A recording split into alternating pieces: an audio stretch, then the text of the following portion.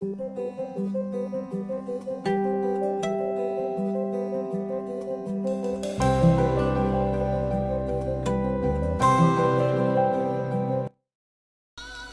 നമുക്ക് ഈ പാറ്റേൺ വെച്ച് എങ്ങനെയാണ് ഇത് കട്ട് ചെയ്തെടുക്കുന്നത് എന്ന് ശ്രദ്ധിക്കാം. ഇത് ഡബിൾ ലെയറാണ് ക്ലോത്ത് വെച്ചിട്ടുള്ളത്. ഇതിൽ നമ്മൾ ഈ നെക്ക് ഇങ്ങനെ തന്നെ വെച്ചാണ് കട്ട് ചെയ്യുന്നത്. നെക്ക് നമ്മൾ ഇപ്പോൾ കട്ട് ചെയ്യില്ല. നെക്ക് ഇതുപോലെ തന്നെ അവിടെ വെച്ച് നമ്മൾ ഇത് മാർക്ക് ചെയ്യും. ഇതുപോലെ മാർക്ക് ചെയ്തെടുക്കുക.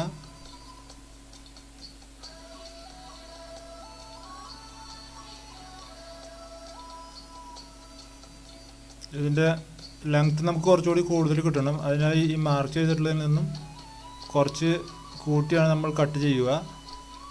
ഇതുപോലെ കുറച്ച് കൂട്ടി നമ്മൾ കട്ട് ചെയ്തെടുക്കുന്നു, ലെങ്ത്ത് കൂടുതൽ കിട്ടുന്നതിന് വേണ്ടിയിട്ട്.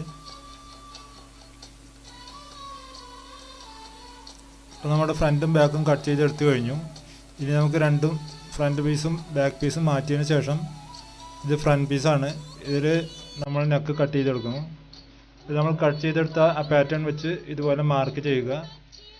മാർക്ക് ചെയ്തതിന് ശേഷം ഇതിൻ്റെ ഇറക്കം കുറച്ച് കുറവാണ്. നമ്മൾ മാർക്കിങ്ങിനേക്കാളും കുറച്ച് കുറവാണ് നമ്മൾ കട്ട് ചെയ്തെടുക്കുന്നത്. കാരണം അത് പിന്നീട് വേണമെങ്കിൽ നമുക്ക് കൂട്ടി കട്ട് ചെയ്യാം. ഇത് ബാക്ക് പീസാണ്. ഇതിന് നമ്മൾ അതേ സെയിം വിഡ്ത്ത് തന്നെയാണ് വയ്ക്കുന്നത്, 3.25 ഇഞ്ച് വിഡ്ത്ത്. അതിനുശേഷം 1 ഇഞ്ച് ഡെപ്ത്ത് വെച്ച് ഇതുപോലെ മാർക്ക് ചെയ്ത് കട്ട് ചെയ്തെടുക്കുക. നമ്മുടെ ഫ്രണ്ട് നെക്കും ബാക്ക് നെക്കും കട്ട് ചെയ്ത് കഴിഞ്ഞു. ഇനി നമുക്ക് കോളറാണ്. കോളർ നമ്മൾ കട്ട് ചെയ്തിട്ടുള്ളതാണ്, എങ്കിലും ഒന്നുകൂടി അത് വിശദീകരിക്കാം. കാരണം ഇതിൻ്റെ പ്രധാന പാർട്ട് കോളറാണ്. ഇതുപോലെ ഡബിൾ ഫോൾഡ് ചെയ്ത ക്യാൻവാസിൽ ഇതുപോലെ നമ്മൾ ഈ പാറ്റേൺ വെച്ച് കറക്റ്റായി മാർക്ക് ചെയ്തെടുക്കുക. മാർക്ക് ചെയ്തെടുത്തതിന് ശേഷം കറക്റ്റായി വെച്ച് മാർക്ക് ചെയ്യുക. ആ ചെരിവ് നമുക്ക് അതുപോലെ തന്നെ കിട്ടണം.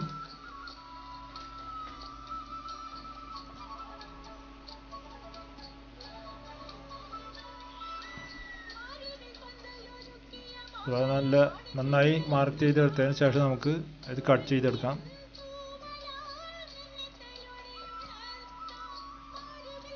ഇനി ക്യാൻവാസ് നല്ലോണം അമർത്തി പിടിച്ചിട്ട് വേണം നമുക്കിത് കട്ട് ചെയ്യാൻ. എപ്പോഴും അത് പ്രത്യേകം ശ്രദ്ധിക്കുക, അല്ലെങ്കിൽ നമ്മളുടെ കോളറിന് സൈസിൽ വ്യത്യാസം വരും, ഷേപ്പിൽ വ്യത്യാസം വരും. ഇതുപോലെ അമർത്തി പിടിച്ച് കട്ട് ചെയ്തെടുക്കുക.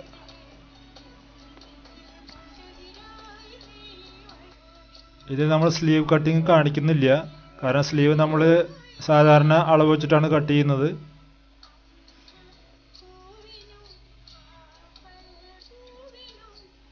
ഇത് നമ്മൾ ക്യാൻവാസ് ഒട്ടിച്ചതിന് ശേഷം ആണ് ഇപ്പോൾ ഇരിക്കുന്നത്.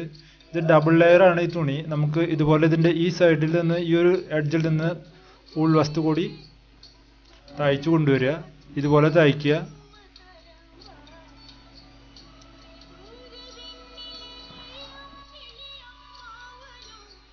ഈ ഉൾഭാഗത്ത് കൂടെ വേണം ഇത് തയ്ച്ച് യോജിപ്പിക്കാൻ. ഇത് 2 ലെയറും കൂടി ഒന്നാക്കി എടുക്കുന്നതാണ്, ഇത് ജോയിൻ ചെയ്തിട്ട്. അത് ഇതിൻ്റെ ഉൾവശമാണ്. ഇങ്ങനെ തയ്ച്ച് നമ്മൾ ഇവിടെ ഈ കോർണറിൽ ഇത് അവസാനിപ്പിക്കുക, ലോക്ക് ചെയ്തിട്ട്. അതിനുശേഷം നമുക്കത് കട്ട് ചെയ്ത് കളയാം. ആദ്യമായിട്ട് ഇതിൻ്റെ ഉൾവശം ഇതുപോലെ കട്ട് ചെയ്ത് കളയുക. 1/4 ഇഞ്ചിൽ കൂടുതൽ വീതി വയ്ക്കാൻ പാടില്ല. 1/4 ഇഞ്ചിൽ കുറവാണ് നമ്മളിതിൽ വീതി വയ്ക്കുന്നത്. അതായത് ഒരു ചവിട്ടിയുടെ ഒരു പല്ലിൻ്റെ വീതി ആണ് കണക്ക്. ഇനി നമുക്ക് ഈ സൈഡും കൂടി കട്ട് ചെയ്ത് കളയാം. അതും സെയിം വീതി തന്നെയാണ് വയ്ക്കുന്നത്, 1/4 ഇഞ്ചിൽ കുറവ്. ഒരിക്കലും 1/4 ഇഞ്ചിൽ കൂടാൻ പാടില്ല. നമ്മൾ ഉപയോഗിക്കുന്ന പ്രഷർ ഫൂട്ടിൻ്റെ ഒരു പല്ലിൻ്റെ വീതിയിൽ കൂടുതൽ ഇത് വയ്ക്കാൻ പാടില്ല. കട്ട് ചെയ്ത് എടുത്തതിന് ശേഷം ഇനി ഇതിൻ്റെ ഉൾഭാഗം നമ്മൾക്ക് ഇങ്ങനെ കട്ട് ചെയ്ത് കൊടുക്കുന്നത്. കട്ട് ചെയ്ത് കൊടുക്കുമ്പോൾ പ്രത്യേകം ശ്രദ്ധിക്കുക, നമ്മൾ തയ്ച്ചിട്ടുള്ള നൂലുമ്പൻ യാതൊരു കാരണവശാലും ഇത് കട്ടാവരുത്. ഇതിങ്ങനെ കട്ട് ചെയ്യുന്നത് കറക്റ്റായി മടങ്ങുന്നതിന് വേണ്ടിയിട്ടാണ്. അതിന് ശേഷം നമുക്ക് ഇത് തിരിച്ച് ഇതിൻ്റെ ഈ എഡ്ജ് നമുക്ക് മടക്കണം. ഈ എഡ്ജ് ഇതുപോലെ മടക്കി അത് പശ വെച്ച് ഒട്ടിക്കുകയാണ് ചെയ്യുന്നത്. അതല്ല എങ്കിൽ അത് സ്റ്റിച്ച് ചെയ്ത് പിടിപ്പിക്കാം. ഞാനത് പശ വെച്ച് ഒട്ടിക്കുകയാണ് ചെയ്യുന്നത്.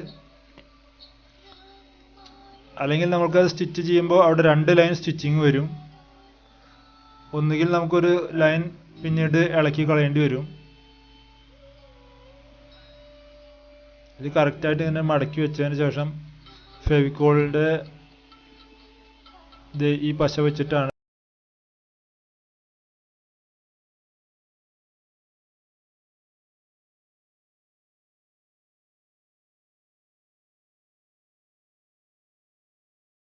കൂടെ കറക്റ്റായി പശ തേച്ച് അത് ഒട്ടിക്കുക.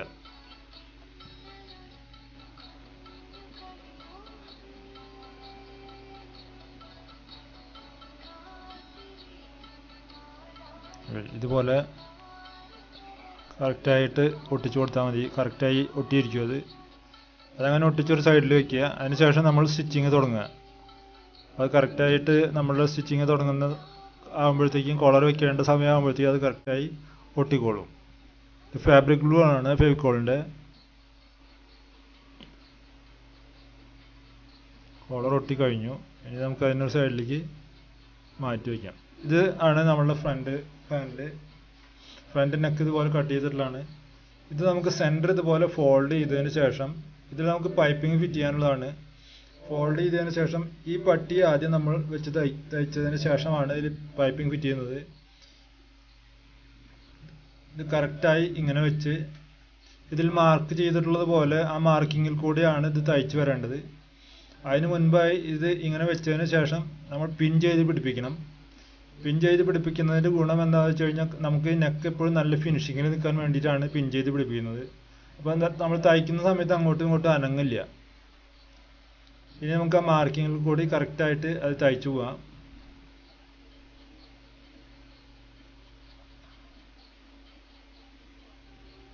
ഇവിടെ വന്ന് നമ്മൾ സ്റ്റോപ്പ് ചെയ്ത് തിരിച്ച് 2 പൈപ്പിങ്ങിൻ്റെ ഗ്യാപ്പ് നമുക്ക് കിട്ടണം. ഇവിടെ തയ്ച്ച് അവസാനിപ്പിച്ച് നമ്മൾ ഇനി അതിൻ്റെ നടുക്കിൽ കൂടെ കട്ട് ചെയ്യുക. നേരെ നടുക്കിൽ കൂടെ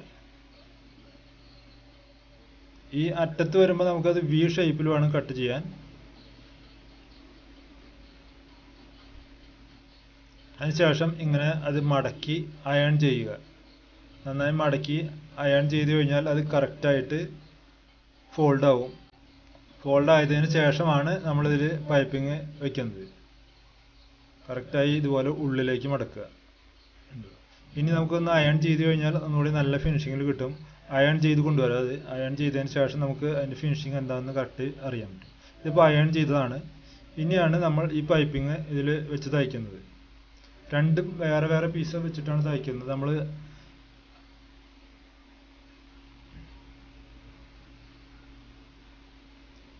പൈപ്പിംഗ് ഫിറ്റ് ചെയ്യുമ്പോൾ എപ്പോഴും പ്രഷർ ഫുട്ട് നമ്മളുടെ പൈപ്പിങ്ങിൻ്റെ പ്രഷർ ഫുട്ടാണ് ഉപയോഗിക്കുന്നത്. അത് ശ്രദ്ധിക്കുക. ഇതുപോലെ ഒരു ലൈൻ വെച്ച് തയ്ച്ച് ഇവിടെ വന്ന് തിരിയുന്ന സമയത്ത് നമ്മൾ മറ്റേ പൈപ്പിങ്ങുകൾ കൂടി ഇതിൻ്റെ അടിയിലേക്ക് കയറ്റി കൊടുക്കുകയാണ് ചെയ്യുന്നത്. കുറച്ച് ലെങ്ത് കൂടുതൽ ഇടണം പൈപ്പിങ്.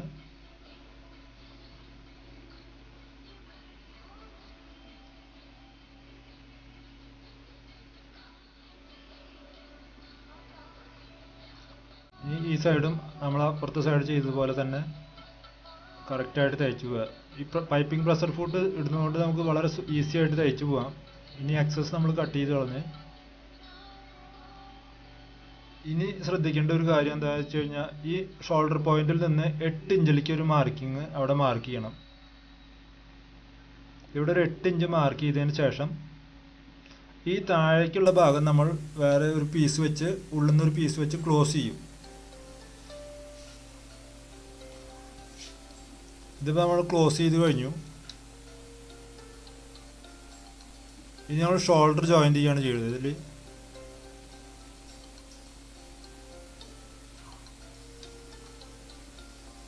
ഷോൾഡർ ജോയിൻറ്റ് ചെയ്യുമ്പോൾ എപ്പോഴും ഡബിൾ സ്റ്റിച്ചാണ് ചെയ്യണത്.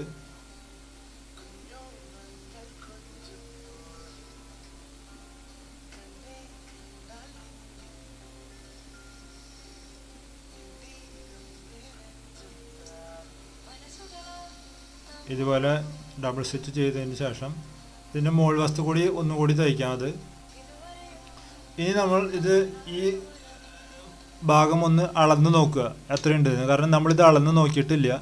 നമ്മുടെ കോളർ ഇതിൽ ഫിറ്റ് ആകുമെന്ന് കറക്റ്റ് അറിയാം. ഇത് നോക്കി കഴിഞ്ഞാൽ 9.25 ഇഞ്ചാണ് ഇതിന് നമുക്ക് കിട്ടുന്ന നീളം. നമ്മൾ കട്ട് ചെയ്തിട്ടുള്ള കോളറും ഇതേ നീളം തന്നെയായിരിക്കും.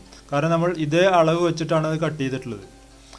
ഇതിൽ പ്രത്യേകം ഒരു കാര്യം ശ്രദ്ധിക്കേണ്ടത്, നമ്മൾ ഷോൾഡർ ജോയിൻറ്റ് ചെയ്യണത് 1/2 ഇഞ്ചാണ് തയ്യൽ തുമ്പിടുന്നത്. ആ 1/2 ഇഞ്ച് തന്നെ ഇടണം, അല്ലെങ്കിൽ നിങ്ങൾക്ക് ഇത് തയ്ക്കുമ്പോൾ വ്യത്യാസം വരും.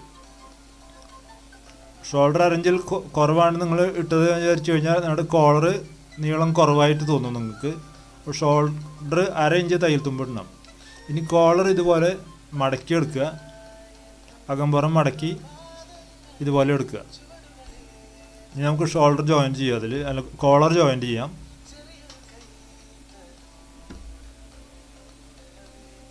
കോളർ ജോയിൻ ചെയ്യുന്നതിന് മുൻപായി കോളറിൻ്റെ നേരെ നടുഭാഗം മടക്കി നടുഭാഗത്ത് ഒരു മാർക്ക് ചെയ്യുക. അതുപോലെ തന്നെ ബാക്ക് പീസിൻ്റെ സെൻറ്റർ പോയിൻറ്റും മാർക്ക് ചെയ്തിട്ടുണ്ട്. ഇതിന് 2 പോയിൻറ്റ് നമ്മൾ മാർക്ക് ചെയ്തിട്ടുണ്ട്. ഈ മാർക്കിങ്ങിൽ നിന്നാണ് നമ്മളിത് തയ്ച്ചു തുടങ്ങുന്നത്. സെൻറ്ററിൽ നിന്നാണ് നമ്മൾ എപ്പോഴും കോളർ വെച്ച് തുടങ്ങുക.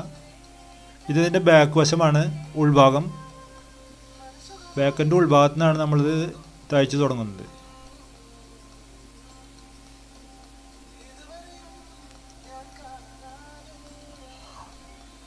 പ്രത്യേകം ശ്രദ്ധിക്കേണ്ട ഒരു കാര്യം, 2 തുണി, കോളറിൻ്റെ തുണിയും നമ്മുടെ ഷർട്ടിൻ്റെ തുണിയും അധികം വലിച്ചു പിടിച്ച് തയ്ക്കരുത്. കോളർ ഫിറ്റ് ചെയ്യുമ്പോൾ അത് നമ്മളുടെ കോളർ തയ്ച്ചു കഴിഞ്ഞാൽ വൃത്തികേടായി ഈ ചുളിഞ്ഞു നിൽക്കും. അപ്പോൾ അതില്ലാതിരിക്കാൻ നമ്മൾ പ്രത്യേകം ശ്രദ്ധിക്കുക. നമ്മൾ സാധാരണ ആ ബലത്തിൽ തന്നെ അത് തയ്ച്ചു പോകണം. പ്രത്യേകിച്ച് ഇത് റൗണ്ട് കോളറാണ്. അപ്പോൾ നമ്മളിത് ഒരു സൈഡ് തയ്ച്ചു കഴിഞ്ഞു. ഇനി ഇത് മടക്കി നമ്മൾ പുറം വശമാണ് ഇനി അടിക്കുന്നത്. ഇത് ഈ പുറത്ത് തയ്ക്കുമ്പോൾ ശ്രദ്ധിക്കേണ്ട ഒരു കാര്യം, നമ്മളിത് ഷോൾഡറിൻ്റെ ജോയിൻറ്റിൽ നിന്നാണ് ആദ്യമായിട്ട് സ്റ്റിച്ച് ചെയ്ത് തുടങ്ങുക. അതിനുശേഷം ഇങ്ങനെ തയ്ച്ച്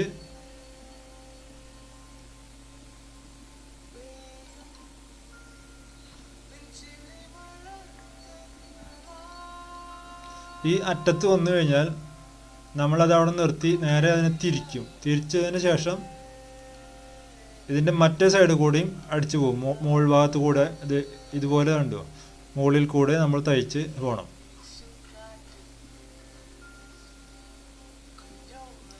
ഇതുപോലെ തയ്ച്ച് നമ്മൾ ഷോൾഡർ ജോയിൻറ്റിൽ നിന്നാണ് തുടങ്ങിയിട്ടുള്ളത്. അവിടെ തന്നെ ഇത് കൊണ്ടുവന്ന് കറക്റ്റായി ഫുൾ റൗണ്ടിൽ തയ്ച്ചു കൊണ്ടുവന്ന് അവിടെയാണ് ഇത് ലോക്ക് ചെയ്ത് അവസാനിപ്പിക്കേണ്ടത്. ഷോൾഡർ ജോയിൻറ്റിൽ നിന്ന് നമ്മൾ സ്റ്റിച്ച് ചെയ്ത് തുടങ്ങുന്നത് ഇതിൻ്റെ ജോയിൻറ്റ് പുറമേക്ക് കാണാതിരിക്കുന്നതിന് വേണ്ടിയാണ്. ഫ്രണ്ടിൽ നിന്ന് നമ്മൾ ചെയ്ത് തുടങ്ങി കഴിഞ്ഞാൽ അതിൻ്റെ ജോയിൻറ്റ് നൂലിൻ്റെ തലയൊന്നും പുറത്ത് വന്ന് നിൽക്കും. അപ്പോൾ അതില്ലാതിരിക്കാൻ വേണ്ടിയിട്ടാണ് നമ്മൾ ഇങ്ങനെ തയ്ക്കുന്നത്. ഒരു ഷോൾഡർ ജോയിൻ്റായി. ഇവിടെ ഇനി അത് നമ്മൾ ലോക്ക് ചെയ്ത് സ്റ്റിച്ചിങ് നിർത്തി. ഇപ്പോൾ നമ്മുടെ കോളർ അറ്റാച്ച്മെൻറ്റ് കഴിഞ്ഞു. ഇതാണ് ഇതിൻ്റെ കോളറിൻ്റെ ഷേപ്പ്. ഇത് നോക്കുക, ഇത് കറക്റ്റായിട്ട് ഇത് ഫ്ലാറ്റായിട്ട് ഇരിക്കണം. മടങ്ങിയോ ചുളിഞ്ഞോ ഇരിക്കാൻ പാടില്ല. കറക്റ്റ് നമ്മുടെ ഷേപ്പ് ഫ്ലാറ്റായിട്ട് ഇരുന്ന് കഴിഞ്ഞാലാണ് ഈ കോളർ കറക്റ്റായി എന്ന് പറയാൻ പറ്റുള്ളൂ. ഇതിരിക്കുന്നത് കണ്ടു, ഇതുപോലെ തന്നെ ഇരിക്കണം. ഇത് അയൺ ചെയ്ത് കഴിഞ്ഞാൽ അതിൻ്റെ ഷേപ്പ് നിങ്ങൾക്ക് കറക്റ്റായിട്ട് അറിയാം. ഇനി നമ്മളിവിടെ 3 ബട്ടൺസാണ് ഇതിൽ വെക്കുന്നത്. 3 ബട്ടൺസും സ്ലീവും അറ്റാച്ച് ചെയ്ത് കഴിഞ്ഞാൽ ഇതിൻ്റെ പണി കഴിഞ്ഞു. ഇനി ഇതിൻ്റെ സ്ലീവ് അറ്റാച്ച് ചെയ്ത് ബട്ടൺസും കൂടി ഫിറ്റ് ചെയ്തതിന് ശേഷം കാണിക്കാം. ബാക്കി എല്ലാ സ്റ്റിച്ചിങ്ങും സാധാരണ പോലെ തന്നെയാണ്. ഇതിൻ്റെ സ്ലീവിൻ്റെ തലക്കിലും ഇതുപോലെ നമ്മൾ ഈ കളർ തന്നെയാണ് തുണി അറ്റാച്ച് ചെയ്തിട്ടുള്ളത്.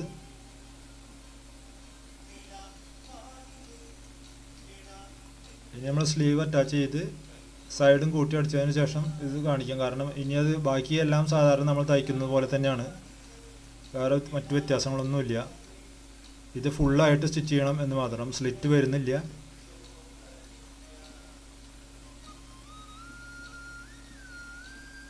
കോളറിൻ്റെ ഷേപ്പ് പ്രത്യേകം ശ്രദ്ധിക്കുക.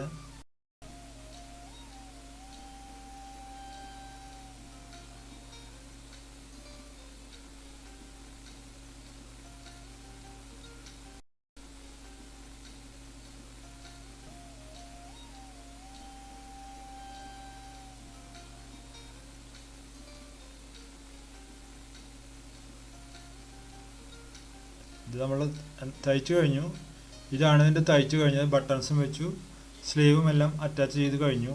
ഇത്രയും ഫിനിഷിങ്ങിൽ ഇത്രയും ക്ലിയർ ആയിട്ട് വേണം നമുക്ക് ഇതിൻ്റെ ഇതിൻ്റെ കോളർ നല്ല കറക്റ്റായിട്ട് നിൽക്കണം. കോളർ ഇതുപോലെ നല്ല വൃത്തിയായി നീറ്റായി ക്ലീനായി എന്ന് ഇത് ചെയ്തു കഴിഞ്ഞാൽ ഇതിൻ്റെ പണി കഴിഞ്ഞു.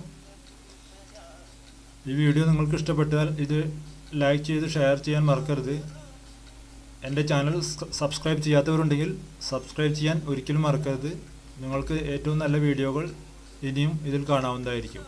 ആഴ്ചയിൽ 3 ദിവസം പുതിയ പുതിയ വീഡിയോകൾ അപ്ലോഡ് ചെയ്യുന്നതാണ്. പ്രത്യേകം ശ്രദ്ധിക്കുക. Thank you for watching.